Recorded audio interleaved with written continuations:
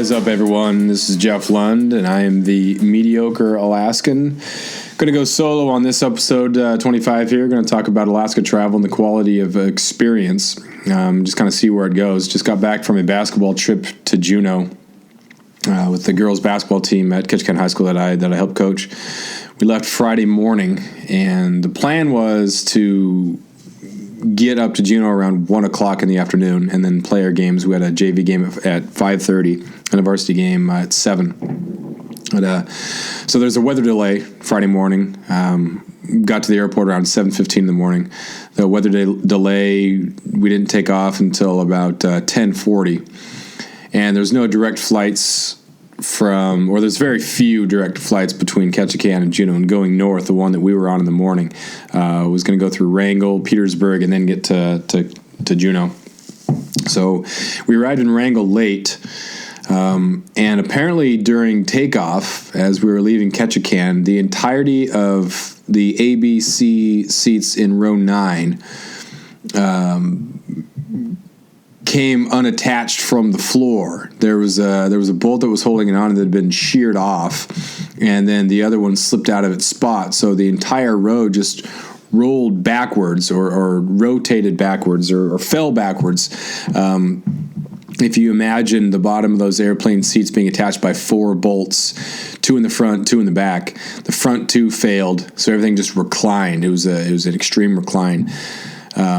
So the 2 guys who were in row 9 went backward. The guys that were in row 10 right behind them kind of supported the back of the seats and pushed it forward, so it was resting once the incline of the takeoff was reduced. Made it to Wrangell fine, and then told the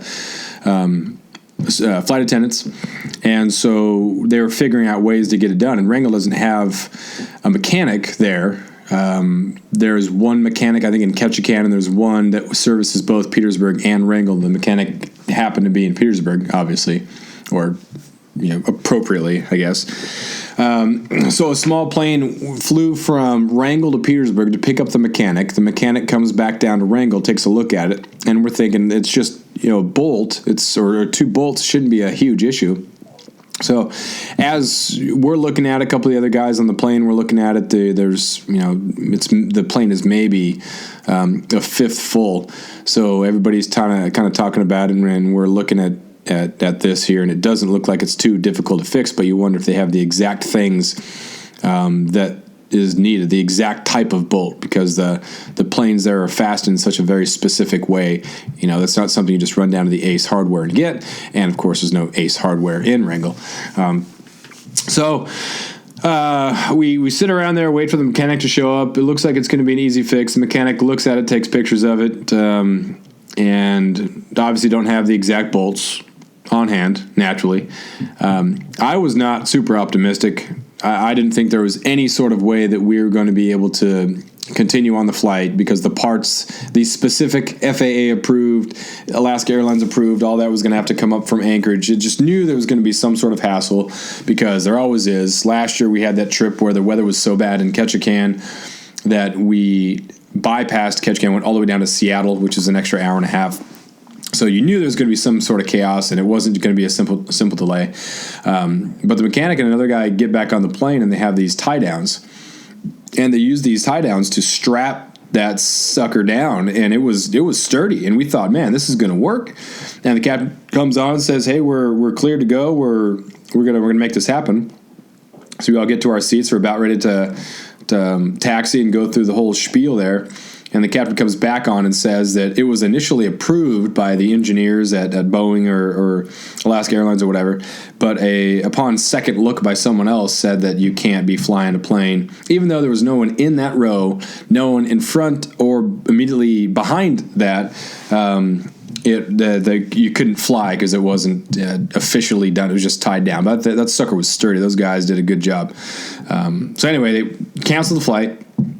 They take us into the airport, which the Wrangell Airport has one gate, and it's not even really a gate. You just walk out the door to go get on the plane. We're talking the size of a large men's bathroom. That's about the size of the terminal in Wrangell. So we have 22 high school girls, 3 coaches, and a chaperone and a team manager in that small area with the other passengers who are stranded there. Alaska Airlines it was great about it. It's not their fault. They just were told they couldn't go forth on the plane. They ordered, had to have been at least 10 pizzas for us. So fed the kids, which was great. And finally, we departed Wrangell. We had to wait for a flight that was headed south that came Juneau, Petersburg, Wrangell. And we got totally rebooked, so we would head from Wrangell back to Ketchikan to catch the flight that went Ketchikan-Sitka that would get us to Juneau that night. But there was no more northbound flights through Wrangell that would get us to Juneau on Friday night. So we took the southbound from Wrangell to Ketchikan, arrived in Wrangell at 5:40 p.m., and then got on the northbound at 6:15-ish. I think we left Ketchikan for Sitka. This might be easier if you pull up a Google Maps there and then check out where these cities are.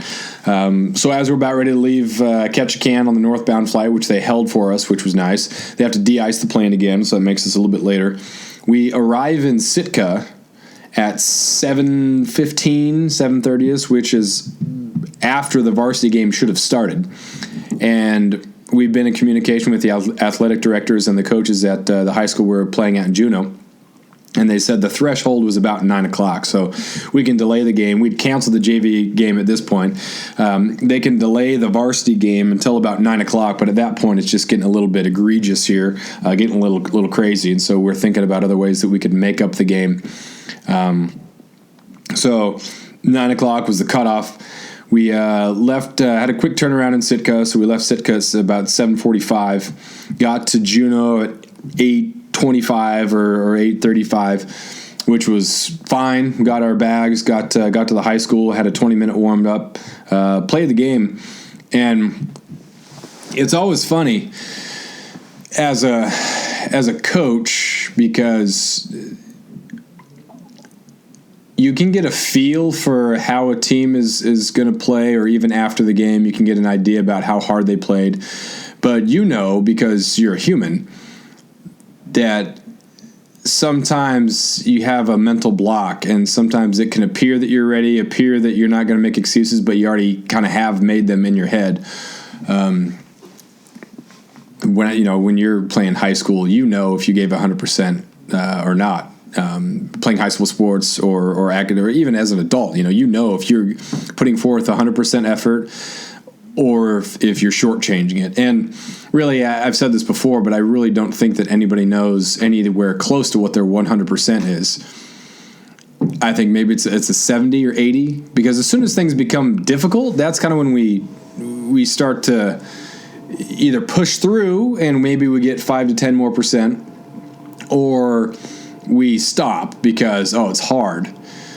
But there's always situations where people, because of adrenaline or because of their circumstances, that they're able to do things that they never probably would have thought they could do, but they were capable of it.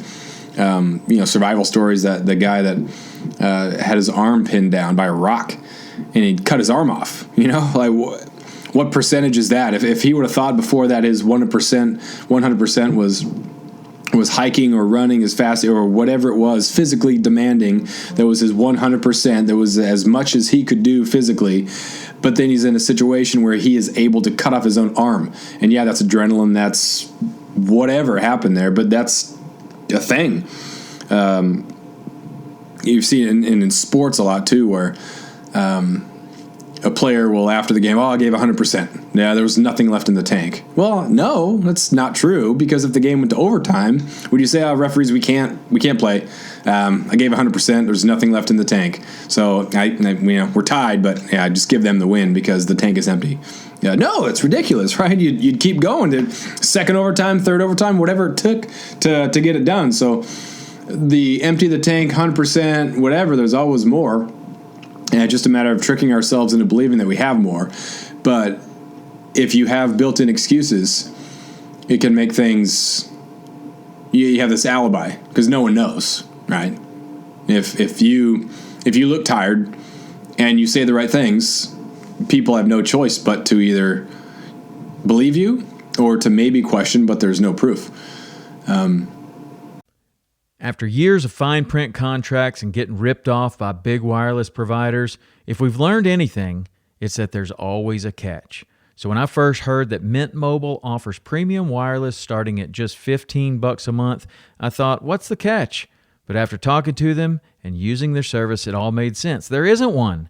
Mint Mobile's secret sauce is that they're the first company to sell wireless service online only. They cut out the cost of retail stores and pass those sweet savings directly to you. For anyone who hates their phone bill, Mint Mobile offers premium wireless for just $15 a month.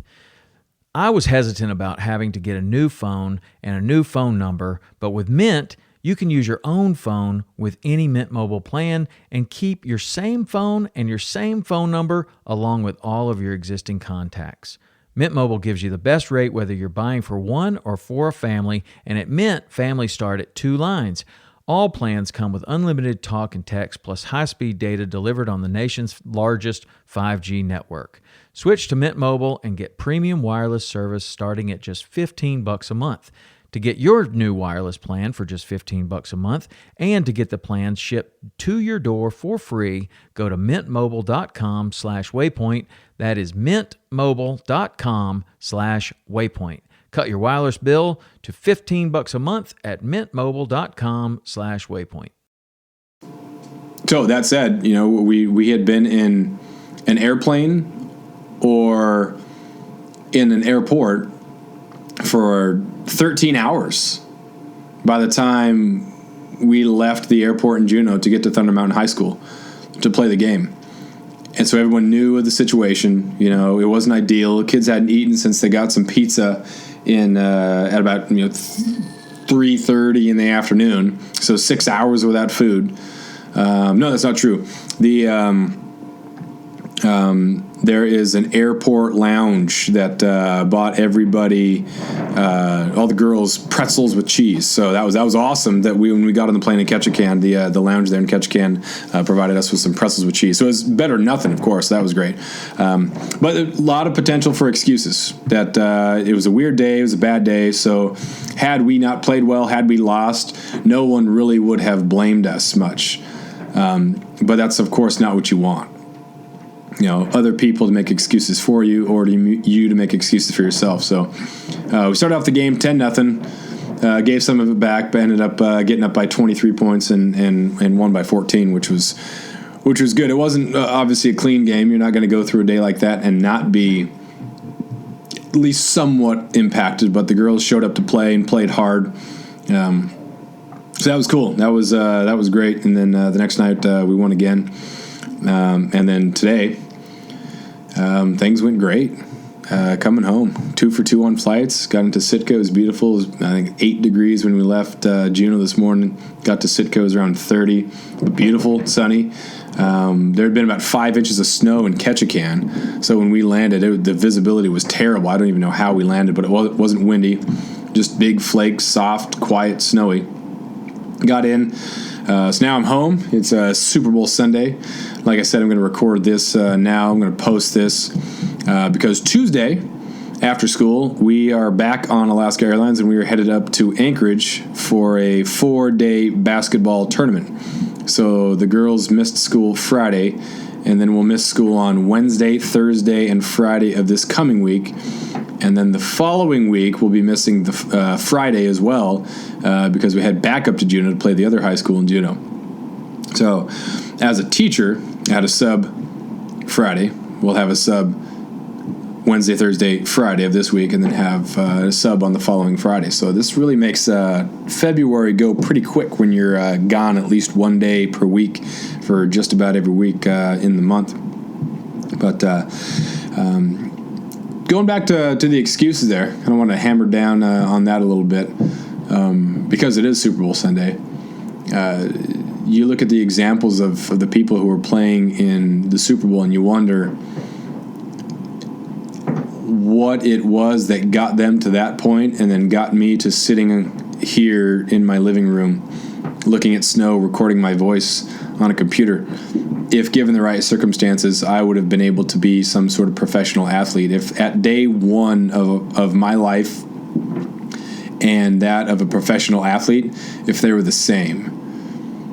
And everything is a result of conditioning, of environment, of work ethic. You look at some of the undersized, like a Julian Edelman, or these undersized professional athletes, and they're fast and they're athletic, but it's not all genes. It's that hard work. And so, were they born hard workers, or were they made hard workers? You know, all things the same, or are they all the same at day one? And if because the right things are reinforced, that kid becomes someone who is absolutely obsessed with winning, or with being good, or with working out, or with, you know, having that desire. I don't know. I don't know if we'll ever be able to figure that out. I look at my brother and I. He's a doctor in the military, studier, you know, real smart, real driven in that regard. Whereas I'm not as driven, you know. But, you know, was that just a matter of something that I experienced when I was so young to really remember it? That I look back and I say I've always been kind of the jokester. I've always been kind of the guy who, you know, if I'm interested in the work, I'll do the work, willing to do it for sure. But as far as, you know, bookworm type, that was definitely my brother. But I wonder, you know, if he and I, day one, were the same, and for some reason certain things stuck with him, certain things stuck with me. And then you extrapolate that, or you look at the population in general. Obviously, there are certain people. Day one, I was not the same as LeBron James. Obviously, there's genetics absolutely involved in that. But what percentage is that, you know? What percentage do genetics have on your overall outcome? You know, how much control do we have over everything else? So there's genetics, and there's hard work, and there's attitude, and there's environment. You know, how do those break down? And why is someone who is not genetically gifted or lucky, why is someone who has no needs met just able to work so hard to be successful, and someone else with the same sort of background, same sort of genetic abilities, not able to make it? Like, why does one have more work ethic than another? Was that person destined to succeed and the other person destined to fail? Was it out of their control because it wasn't in their character to be able to make it out of that difficult situation? Or was it environment? Was it just reinforced? And so it's such a tough question. We want to believe that we have control over our futures, but at the same time, we look for excuses, I think, and we look for the things that are or we worry about the things that are outside of our control. That's a weird thing to think about. Not even just as a teenager or high school or whatever, you become an adult, and how much control do I have? How much control over my future do I have? As far as writing, you know, that's something that I'm passionate about. Am I destined to just be this type and have this sort of voice and never be, you know, a famous writer? Am I destined to be a smaller publication, have my niche following? Is that just going to be it? Or could I end up being, through enough work, a wordsmith that is recognized on the levels of some of the greater outdoor writers? And is it stupid for me to have that goal, to compare myself to those other writers, knowing that my voice is different, my experiences are different? And so do I be the best version of myself, thinking that best version of myself could be an all-time writer? Or do I just say, hey, do what you do and see what happens? But how do you become, you know, a famous, or maybe if we don't say famous or best all time, maybe I could become a full-time writer in which writing pays the entire bills. Maybe that is the mark of a successful writer. In which case, though, would I enjoy it as much? That's the question.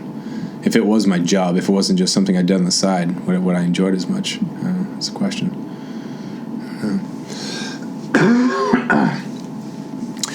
So yeah, that's what I'm thinking about. What do we do going forward? How much control do we have over this? How much of it is me just working hard, me being diligent, me getting after it every day? If you want to be a writer, you have to read, and you have to write, and you have to create, and you have to do it.